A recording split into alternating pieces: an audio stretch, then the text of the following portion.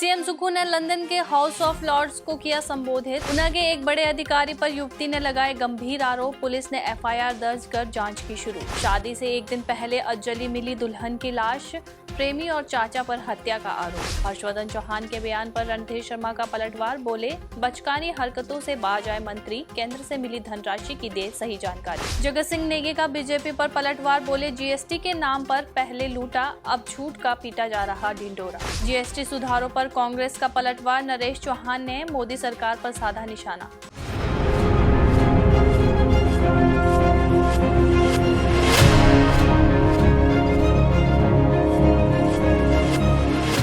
नमस्कार, पंजाब केसरी टीवी देख रहे हैं आप। मैं कनिका सोनी हाजिर हूं प्रदेश की बड़ी खबरों के साथ। चलिए डालिए नजर हिमाचल पर। एक सरकारी प्रवक्ता के मुताबिक मुख्यमंत्री सुखविंदर सिंह सुक्खू देश के पहले मुख्यमंत्री बने हैं जिन्होंने लंदन स्थित हाउस ऑफ लॉर्ड्स को संबोधित किया। इंडो यूरोपियन बिजनेस फोरम द्वारा आयोजित शिखर सम्मेलन में उन्होंने अपना मुख्य भाषण दिया। मुख्यमंत्री ने वैश्विक निवेशकों को हिमाचल प्रदेश में स्वच्छ ऊर्जा, पर्यटन, बागवानी, सूचना प्रौद्योगिकी और स्वास्थ्य क्षेत्रों में निवेश के अवसर तलाशने का निमंत्रण दिया। उन्होंने हिमाचल प्रदेश की निवेश हितैषी नीति और 100% साक्षरता दर पर प्रकाश डाला और इसे निवेश के लिए आकर्षक गंतव्य बताया। मुख्यमंत्री ने बताया कि हिमाचल प्रदेश हर मौसम में पर्यटकों के लिए पसंदीदा गंतव्य होने के साथ साथ वैश्विक व्यापार का केंद्र भी बन रहा है। प्रदेश सरकार व्यवस्था परिवर्तन से आत्मनिर्भर हिमाचल के संकल्प के तहत आत्मनिर्भरता की दिशा में काम कर रही है।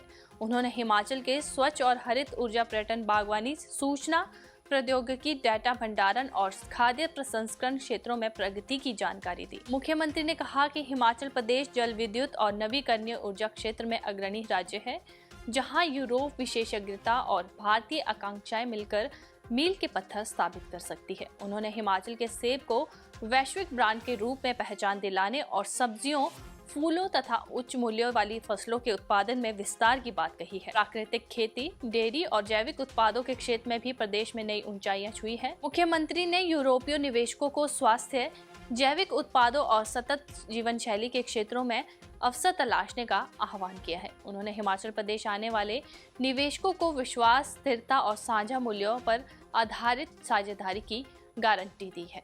ऊना के एक बड़े अधिकारी पर एक युवती ने दुराचार के आरोप लगाए हैं। ऊना पुलिस ने युवती की शिकायत पर एचएएस अधिकारी पर मामला दर्ज कर जांच शुरू कर दी है। साथ ही युवती का मेडिकल भी करवाया गया है। पुलिस को दी शिकायत में युवती ने बताया कि मेरी इस अधिकारी से सोशल मीडिया से बातचीत हुई थी, कई बार अपने ऑफिस बुलाया, 1.5 माह पहले इनके ऑफिस पहुंची तो इसने थोड़ी देर बैठाकर बात की और अपने पर्सनल ऑफिस में ले गया। इसी दौरान इस अधिकारी ने कंधों पर हाथ रख दिया और बाजू से पकड़ लिया। आरोप है कि अधिकारी ने कहा कि मैं आपसे शादी करना चाहता हूं। जब विरोध किया तो जबरदस्ती शारीरिक संबंध बनाए। युवती का यह भी आरोप है कि जब शिकायत करने की बात कही, ऑफिस में बनाई वीडियो की बात कहकर ब्लैकमेल करने लगा। इसके बाद धीरे धीरे बात करना कम कर दिया। जब इसके घर गई तो धक्के मारकर घर से बाहर निकाल दिया।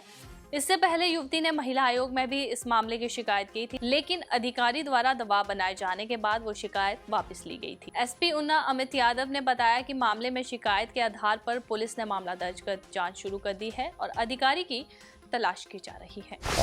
ये ऊना की ही एक लड़की है। उसने एक प्रशासनिक अधिकारी के ऊपर आरोप लगाए हैं। उसमें जो rape under the pretext of promise to marry के जो सेक्शन है, सेक्शन 69 जो है बीएनएस का और सेक्शन 351 है, उसके अगेंस्ट मतलब इन दो सेक्शंस में उस प्रशासनिक अधिकारी के अगेंस्ट कार्रवाई की गई है, एफआईआर रजिस्टर की गई है।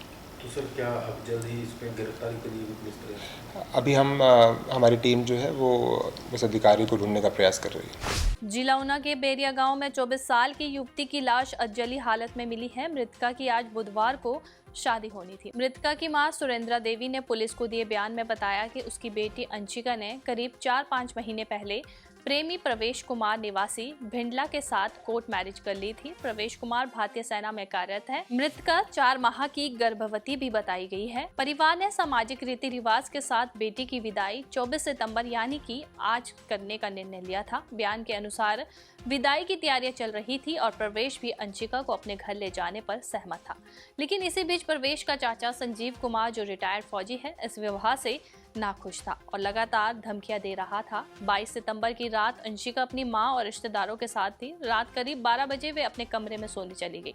23 सितंबर की सुबह जब मां उठी तो अंशिका गायब थी। परिवार ने पहले यही सोचा कि ये प्रवेश के पास चली गई, लेकिन देर शाम खोजबीन के बाद उसके शव को अधजली हालत में वैरिया मंजर में सड़क किनारे पुली के नीचे पाया गया। सूचना मिलने पर पुलिस चौकी जोल की टीम मौके पर पहुंची और शव को कब्जे में ले लिया। जांच अधिकारी सब इंस्पेक्टर अशोक कुमार ने मौके का निरीक्षण किया और मृतका की मां के बयान दर्ज किए। सुरेंद्र देवी ने स्पष्ट आरोप लगाया है कि उसकी बेटी की हत्या प्रवेश कुमार और उसके चाचा संजीव कुमार ने साजिश की है। एसपी ऊना अमित यादव ने बताया कि पुलिस ने हत्या के तहत मामला दर्ज कर जांच शुरू कर दी है। उन्होंने कहा कि संजीव कुमार को गिरफ्तार कर दिया गया है, जबकि आरोपी सैनिक को लाने के लिए टीम को जम्मू भेजा गया है।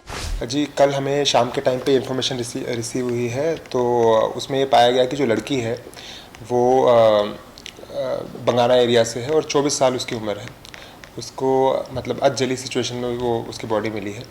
फ़िलहाल उसकी बॉडी जो है पोस्टमार्टम के लिए भेजी हुई है। यहाँ जो ऊना ये है हॉस्पिटल है, रीजनल हॉस्पिटल, इसमें मॉर्चरी में है अभी। बट मेरी सीएमओ साहब से बात हुई है तो वो उसको टांडा में रेफ़र कर रहे हैं पोस्टमार्टम के लिए। इसमें 2 सस्पेक्ट अभी तक हमारे सामने आए हैं। उनमें से एक सस्पेक्ट ऑलरेडी हमारी कस्टडी में है और एक सस्पेक्ट जो है वो मिलिट्री पर्सनल है जो जम्मू में पोस्टेड है। उसके लिए हमारी टीम ऑलरेडी वहाँ पहुँच चुकी है। जी, क्या कारण रही इसके पीछे? कारण अभी सामने नहीं आए हैं। इस स्टेज पे बताना वो ठीक नहीं है, जितनी इन्फॉर्मेशन हमारे पास है, बट अभी तक बहुत क्लियर साइन अभी सामने नहीं आया। मंत्री हर्षवर्धन चौहान के हालिया बयान पर भाजपा नेता रणधीर शर्मा ने पलटवार किया है। रणधीर ने मंत्री के बयान को बचकानी हरकत करार देते हुए कहा कि सार्वजनिक मंचों पर इस तरह की टिप्पणी करना एक मंत्री को शोभा नहीं देता। रणधीर ने मांग की है कि हिमाचल प्रदेश को केंद्र सरकार से मिली धनराशि को लेकर मंत्री स्पष्ट जानकारी दे और जनता को भ्रमित न करे। उन्होंने आरोप लगाया है कि सरकार केंद्र से प्राप्त सहायता को लेकर पारदर्शिता नहीं बरत रही। रणधीर का कहना है कि हर्षवर्धन चौहान को अपनी जानकारी दुरुस्त करनी चाहिए और झूठ बोलकर अपनी नाकामी छिपाने और प्रदेश को बरगलाने के प्रयास बंद करने चाहिए। उन्होंने कहा कि मंत्री हर्षवर्धन चौहान प्रेस कॉन्फ्रेंस करके कहते हैं कि केंद्र सरकार द्वारा मात्र 4253 करोड़ रुपए केंद्र सरकार द्वारा हिमाचल को मिले हैं, जबकि विधानसभा में इसी सत्र में दिए गए जवाब में सरकार बताती है कि केंद्र द्वारा हिमाचल प्रदेश को 2022 से 25 के बीच ही 3250 करोड़ रुपए आपदा राहत के तौर पर मिले हैं। इसके अलावा 2023 की आपदा के लिए 2006 करोड़ रुपए का विशेष पैकेज प्रदेश को मिला है, जिसकी पहली किस्त के तौर पर 451 करोड़ 44 लाख रुपए हिमाचल प्रदेश को मिल चुके हैं। यदि 2006 करोड़ भी जोड़ दिया जाए तो ये धनराशि 5250 करोड़ रुपए होती है। भारतीय जनता पार्टी का आरोप है कि हिमाचल प्रदेश के कांग्रेस पार्टी के नेता और हिमाचल सरकार में मंत्री लगातार झूठ बोलकर हिमाचल प्रदेश की जनता को गुमराह करते रहते हैं। आज भी हिमाचल सरकार के उद्योग मंत्री श्री हर्षवर्धन चौहान जी ने यह गुमराह करने वाला बयान दिया कि आपदा के दौरान इन 3 सालों में केंद्र सरकार से सिर्फ 4250 करोड़ रुपए की आर्थिक सहायता मिली है, जबकि सच्चाई ये है, तथ्य ये है कि 3 सालों में केंद्र सरकार ने हिमाचल प्रदेश को अलग अलग मदों में जो है वो 7000 करोड़ रुपए से भी ज़्यादा धनराशि जो है सहायता के रूप में दी है। परंतु इस सरकार के मंत्री लगातार गुमराह करने का काम कर रहे हैं। विधानसभा के अंदर प्रश्नों के उत्तर में जानकारी कुछ और होती है और बाहर मीडिया में आकर ये उन तथ्यों को तोड़ मरोड़ कर पेश करते हैं, जिसकी भारतीय जनता पार्टी कड़ी निंदा करती है। मैं ये बताना चाहता हूँ कि हिमाचल प्रदेश में आई आपदा केस में केंद्र की सरकार ने चाहे बात 2023 की है, चाहे बात अभी 2025 की है, मदद की भी है और करेंगे भी। परंतु प्रदेश सरकार ने अपने खजाने से आपदा के दौरान ना तो प्रभावित लोगों को राहत राशि प्रॉपर दी और ना ही पुनर्निर्माण और पुनर्वास के कार्य अभी तक किए। आप जानते हैं, आप देखते हैं कि किस तरह से उन्होंने जो है वो जो राहत राशि की बंदरबाट की, उसमें भ्रष्टाचार किया और उसके बावजूद भी 4500 करोड़ के विशेष राहत पैकेज की घोषणा करने के बाद भी सिर्फ 256 करोड़ रुपए ही प्रभावितों को दिए हैं, जो कि कांग्रेस सरकार की जो है उसको कमी को दर्शाते हैं। इसके अलावा अगर बात करें सड़कों की, तो 2023 की टूटी हुई सड़कों की भी अभी तक मरम्मत नहीं हो पाई है। 2023 के प्रभावित लोगों को भी अभी मकान बनाने के लिए पूरी राशि उपलब्ध नहीं हुई है। जिनकी ज़मीन चलेगी उनको ज़मीन उपलब्ध नहीं हुई है। इसलिए मैं कहना चाहता हूं कि हिमाचल सरकार के मंत्री लोगों को गुमराह करना छोड़े और इस साल आपदा में प्रभावित हुए लोगों को तुरंत राहत राशि प्रदान करे, उनके पुनर्निर्माण और पुनर्वास की चिंता करे। ये मैं जो है इन सरकार के मंत्रियों से कहना चाहता हूँ। जगत नेगी ने जीएसटी रिफॉर्म पर भाजपा के अभियान को भ्रामक करार दिया है और कहा कि 11 साल तो केंद्र ने जीएसटी के नाम पर लोगों को लूटा है, अब बिहार चुनाव आने पर इसको हटा दिया। भाजपा पहले 11 साल तक ली गई जीएसटी पर जवाब दे। पेट्रोल डीजल का खेल भी केंद्र सरकार खेल रही है। कच्चे तेल की कीमतें कम होने के बावजूद तेल के दाम कम नहीं हो रहे। इसका जवाब देने के बजाय केवल जीएसटी के नाम पर ही लूट और अब छूट का ढिंढोरा पीटा जा रहा है। बीजेपी का एक तरीका ये नया निकला है। पहले कोई चीज़ ज़बरदस्ती हमारे पे थोप देते हैं। जीएसटी जब हमारे पे ज़बरदस्ती थोपा गया, 11 साल से पूरे देश में हर वर्ग के लोगों को लूटा गया। उसके बाद अभी जब चुनाव आ रहे हैं, अब उसको फिर कम कर देते हो, तो उससे कोई हमारा भला नहीं हो रहा है। अभी 11 साल से जो हमें लूटा उसका हिसाब दो। अब आप जो है जिस तरह से ये पहले खेल खेलते रहे, पेट्रोल का दाम बढ़ा देंगे, फिर जो है 2 रुपये कम कर देंगे, एलपीजी का दाम बढ़ा देंगे, फिर उसमें जो है 100 रुपये बढ़ा देंगे, उसमें 20 रुपये कम कर देंगे। ये खेल जो है लंबे समय से बीजेपी का केंद्र की सरकार कर रही है और इससे हमारी अर्थव्यवस्था के ऊपर बहुत बड़ा जो है कुठाराघात हुआ है। जो रोज़गार के अवसर है जो वो ख़त्म हो गए हैं। इंडस्ट्री को इन्होंने तबाह कर दिया है। अब जो है अब ये कह रहे हैं कि हमने बड़ा अच्छा काम किया।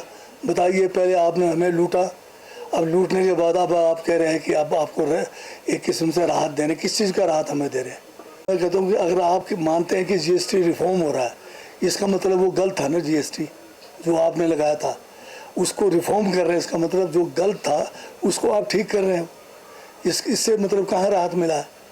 जो नुकसान 11 साल से हमने उठाया है, जो हमारे से लूटा गया, उसका तो कोई भरपाई करो, कंपनसेशन दो हमें। जीएसटी का जो नुकसान आपने हमारा 11 साल कराया, जीएसटी कंपनसेशन हिमाचल प्रदेश की जनता को दो, सरकार को दो, पूरे देश की जनता को दो, तब तो बात आएगी आपकी। जीएसटी सुधारों को लेकर कांग्रेस ने मोदी सरकार पर सीधा निशाना साधा है। मुख्यमंत्री के मीडिया सलाहकार नरेश चौहान ने कहा कि भाजपा सरकार अब जनता को गुमराह कर रही है और 8 साल तक बोझ डालने के बाद टैक्स में राहत देने का श्रेय लेने की कोशिश कर रही है। प्रधानमंत्री नरेंद्र मोदी के हालिया जीएसटी सुधारों के ऐलान पर कांग्रेस ने पलटवार किया है। नरेश चौहान ने कहा कि भाजपा ने 2017 में जल्दबाजी में जीएसटी लागू किया था, जिससे गरीब से लेकर आम आदमी तक प्रभावित हुआ। उस समय राहुल गांधी ने इसे गब्बर सिंह टैक्स कहा था। बीते 8 वर्षों में 55 लाख करोड़ रुपए जीएसटी से वसूले गए हैं, लेकिन जनता को कोई फायदा नहीं मिला। उन्होंने ये भी कहा कि रूस से सस्ता तेल खरीदने के बावजूद इसका लाभ उपभोक्ताओं तक नहीं पहुंच रहा। केंद्र से मिलने वाला जीएसटी शेयर कोई एहसान नहीं बल्कि राज्यों का अधिकार है। उन्होंने याद दिलाया कि पूर्व भाजपा सरकार को 5 साल में 13,000 करोड़ रुपए मुआवजा मिला था, लेकिन मौजूदा कांग्रेस सरकार को इसका लाभ नहीं मिल रहा।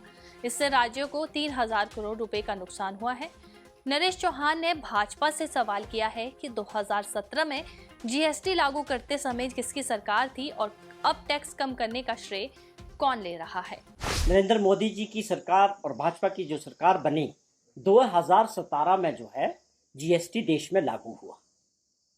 कांग्रेस पार्टी ने और कांग्रेस पार्टी की लीडरशिप ने राष्ट्रीय स्तर पे भी, आप सभी को ये याद है और देशवासियों को भी, कि इसका जो नाम रखा था, राहुल गांधी जी बहुत बोलते, पूरे देश में बोले इस बारे में कि ये गब्बर सिंह टैक्स है, जो 2017 की मैं बात कर रहा हूँ। जो आज आप 2017 से लेकर 2025 तक 8 साल तक उस टैक्स को लगाने वाली सरकार कौन सी थी? पहला प्रश्न मेरा ये है। जो यहाँ भी हमारे विपक्ष के नेता हैं, ठाकुर जयराम जी ने भी जीएसटी को लेकर परसों बात की और इनके और नेता भी हिमाचल प्रदेश में इसको लेके बड़ी उपलब्धियों वाली जो बात जनता के सामने रख रहे हैं।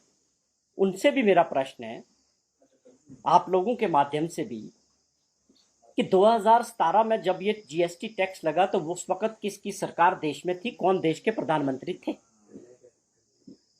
अब इन 8 सालों में जो आपने देश की जनता से टैक्स के जरिए जजिया लगा के देश के गरीब से गरीब लोग को, अब जीएसटी तो सिंपल सी बात है कि हर आदमी को देना है। इनकम टैक्स की अगर हम बात करें तो केवल वही लोग देंगे जिनके पास कमाई होगी, जो उसमें आएंगे। लेकिन जीएसटी तो गरीब से गरीब आदमी को भी देना है, वो नमक पे हो, दाल पे हो, हर चीज पे हो, वो जिस भी चीज में होगा वो आपको, सबको, देश के गरीब से गरीब जनता को देना पड़ेगा। वो अमीर आदमी भी, अदानी अंबानी भी जीएसटी उसी दर पे देगा, और एक गरीब किसान मजदूर देश का, उसके ऊपर भी वही दरें लागू हुई।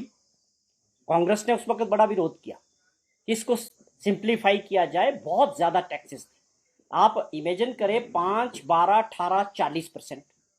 आप लगातार 8 साल तक देश को सरकारी खजाने में निचोड़ के लोगों के, अब आप बोलते कि हमने अब इसको जो है ठीक किया है, ये अच्छा है। हम तो उसी वक्त ये मांग कर रहे थे कि दुनिया में अंदर ऐसे कोई देश नहीं है जितना टैक्स आप लगा रहे हो, हर चीज पे टैक्स था।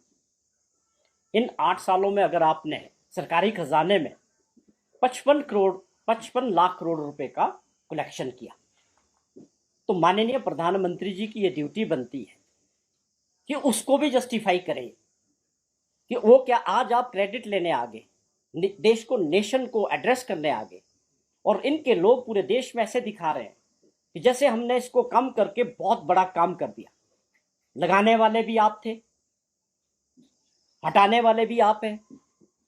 अब यहां आप किसको दोष देना चाहते हैं, किसको गाली देना चाहते हैं कि जो क्या पिछली सरकार ने लगाया था ये जीएसटी। आज के बुलेटिन में इतना ही। कल फिर मिलेंगे, तब तक बने रहिए पंजाब केसरी टीवी के साथ।